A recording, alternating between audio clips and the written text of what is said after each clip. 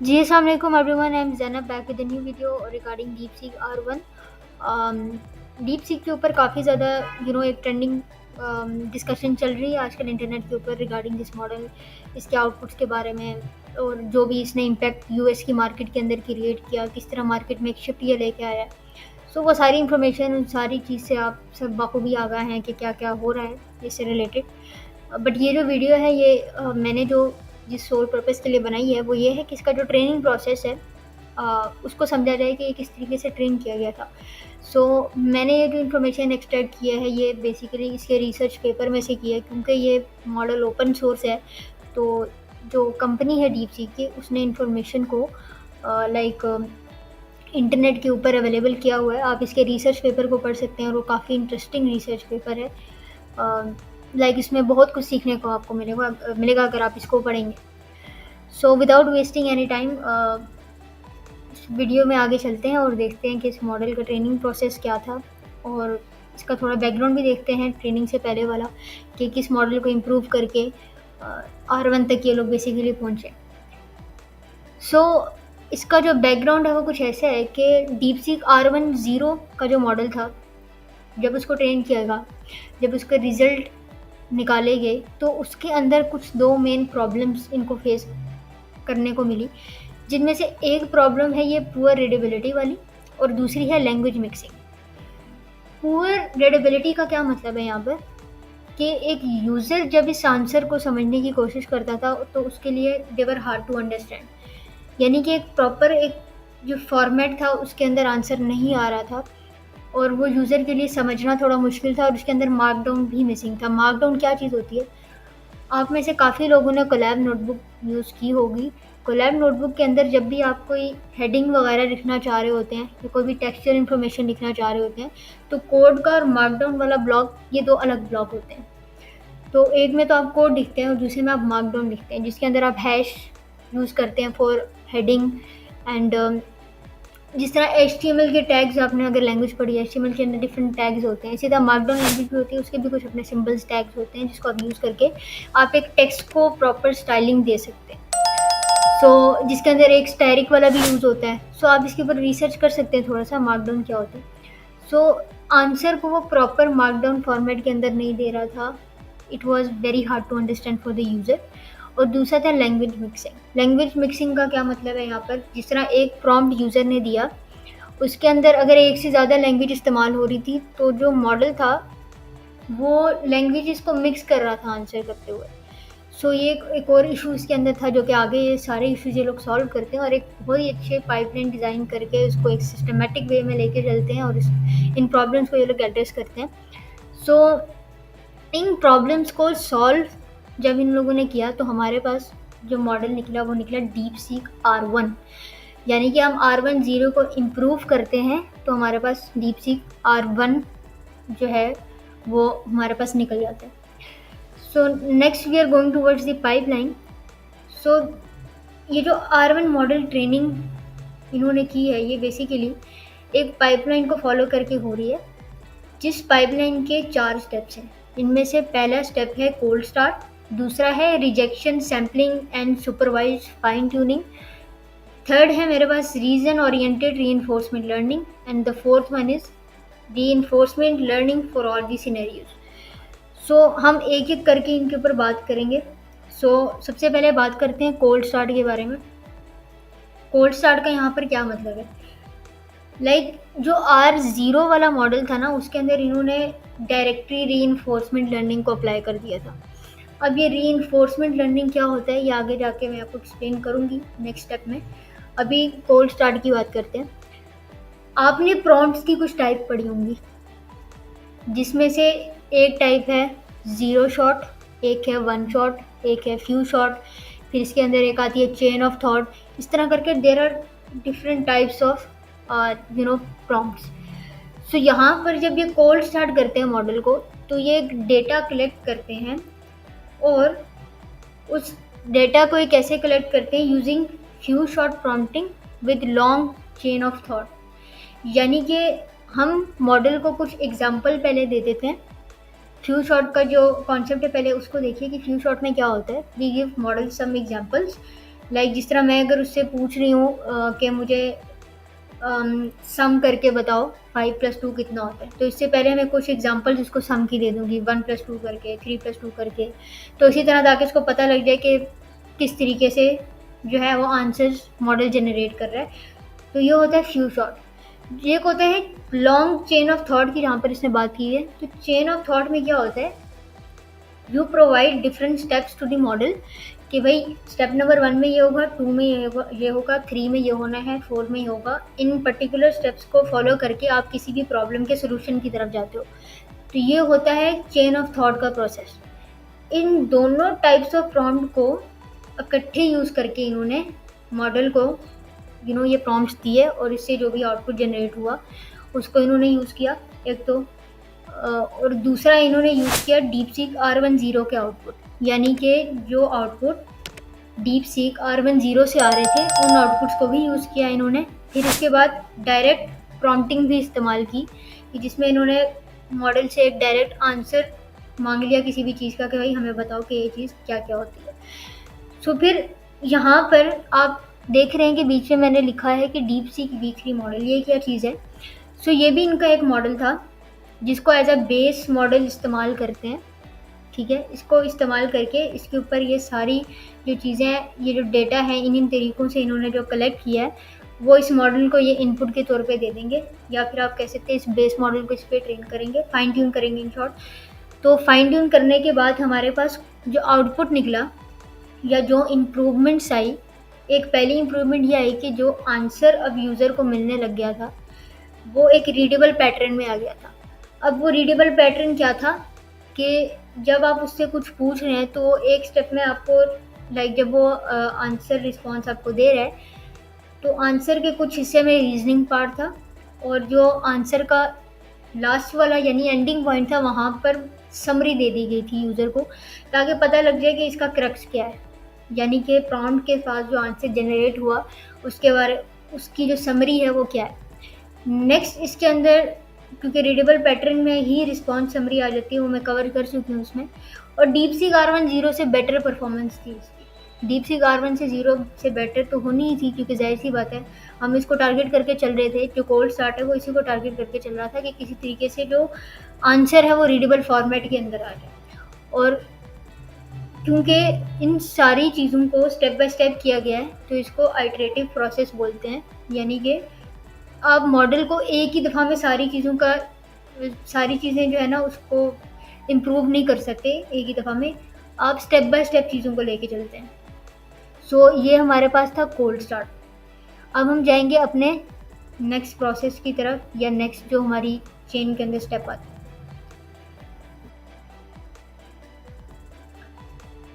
इसमें हम बात करेंगे रीजनिंग ओरिएंटेड रीइंफोर्समेंट लर्निंग की। सो रीइंफोर्समेंट लर्निंग आपके लिए न्यू टर्म नहीं होगी। It is the type of machine learning technique जिसके अंदर आप रिवॉर्ड सिस्टम के बेस पे एक मॉडल को ट्रेन करते हैं, और जो मॉडल जो एक्ट कर रहा होता है उसकी बेसिस पे आप उसको रिवॉर्ड दे देते हैं। उसके अच्छे एक्ट को रिवॉर्ड ज़्यादा मिलता है, और अगर तो कोई ऐसा इफेक्ट करता है जो कि सिचुएशन के अंदर यू कैन से एक अच्छा इम्पैक्ट कंसीडर नहीं कर पाता या उससे कोई अच्छा चेंज नहीं आता, तो हम उसके ऊपर पेनल्टी डाल देते हैं, यानी कि उस रिवॉर्ड को कम कर देते हैं। सो मॉडल फिर रिवॉर्ड्स को देख के अपने स्टेप्स को प्रायोरिटाइज करते हैं इस बेस पे कि मैंने ये चीज़ें करनी और ये नहीं करनी। तो ये ऐसी सिचुएशन एक छोटे बच्चे के साथ भी आप ले सकते हैं, जिस तरह का कोई अच्छा काम करता है उसको पेरेंट्स की तरफ से एक रिवॉर्ड मिलता है, और अगर कोई वो ऐसा काम करता है जो कि गलत हो तो उसको पनिशमेंट मिलती है। तो this is basically reinforcement learning जिसके अंदर रिवॉर्ड सिस्टम हमारे पास होता है।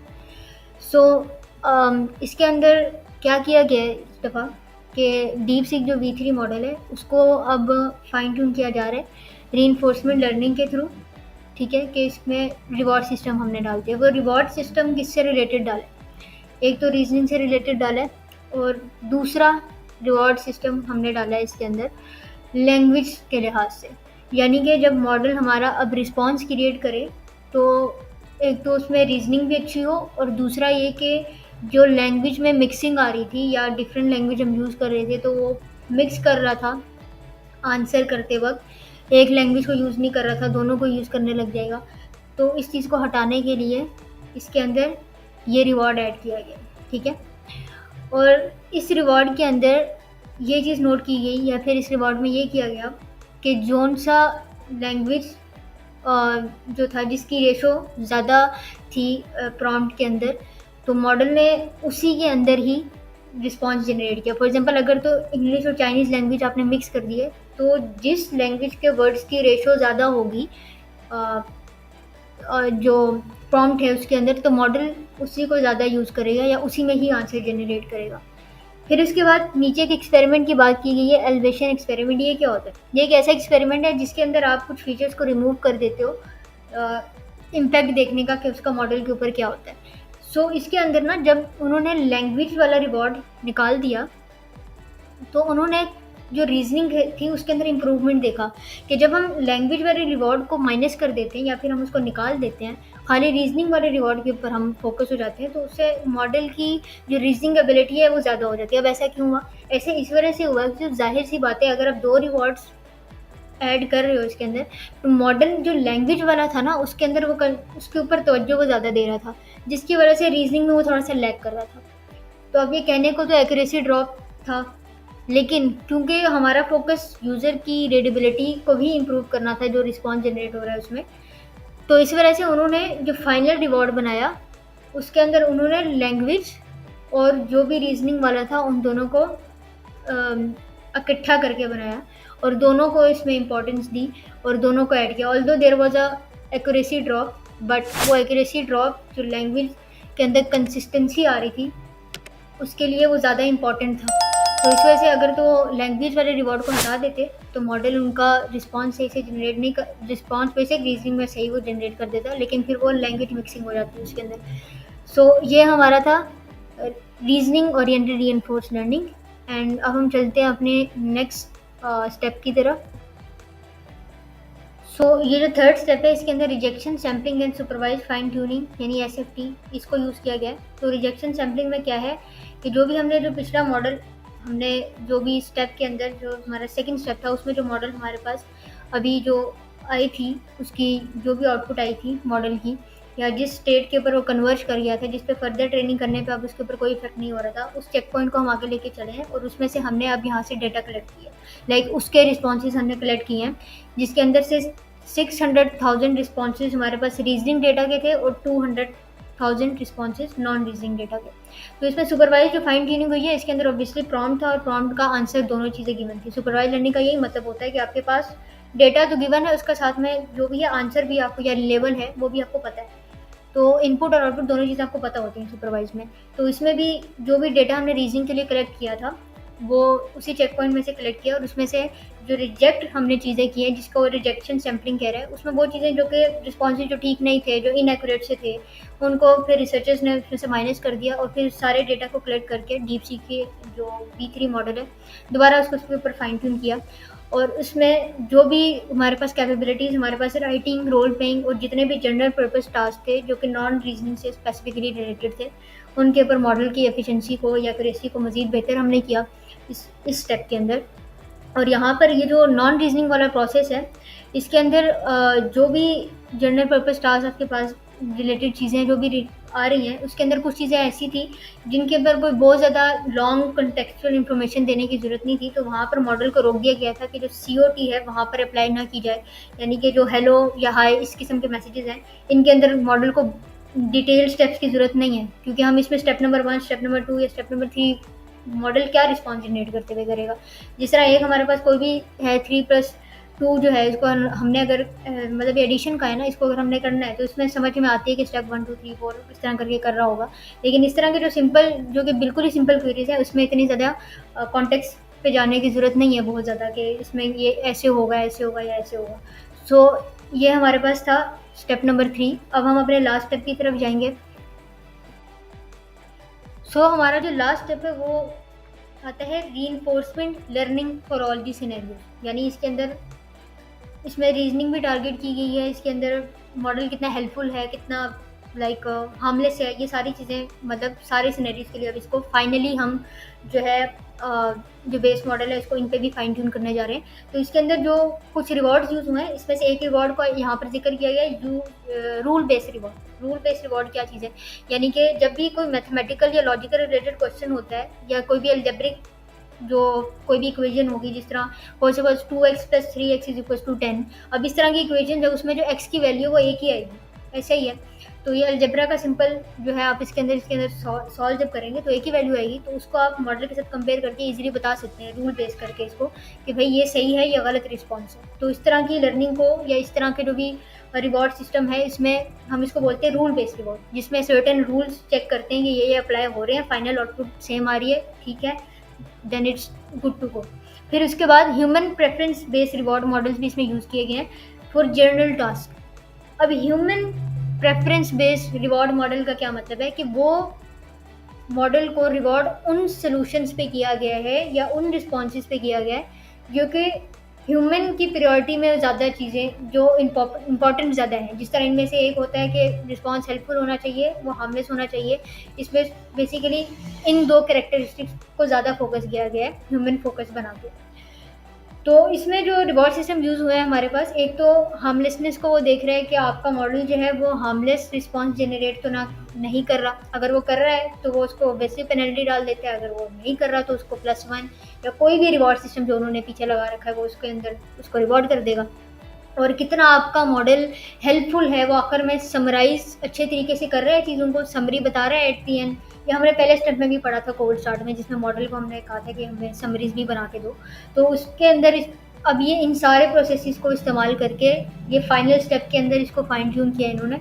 और जो रिवॉर्ड सिग्नल जो अब हमारे पास था, वो हमारे पास जितने भी दूसरे रिवॉर्ड्स थे, जिस तरह इसके अंदर रूल बेस्ड रिवॉर्ड है, ह्यूमन प्रेफरेंस बेस्ड, उनको कंबाइन करके एट द एंड हमने जो भी अपना रिवॉर्ड सिग्नल बनाया, उससे इस पूरे मॉडल को फिर एट द एंड बैलेंस कर दिया गया। और जो हमारे पास एट द एंड रिस्पॉन्स आया मॉडल का, तो वो काफ़ी हेल्पफुल था, वो हार्मलेस भी नहीं था।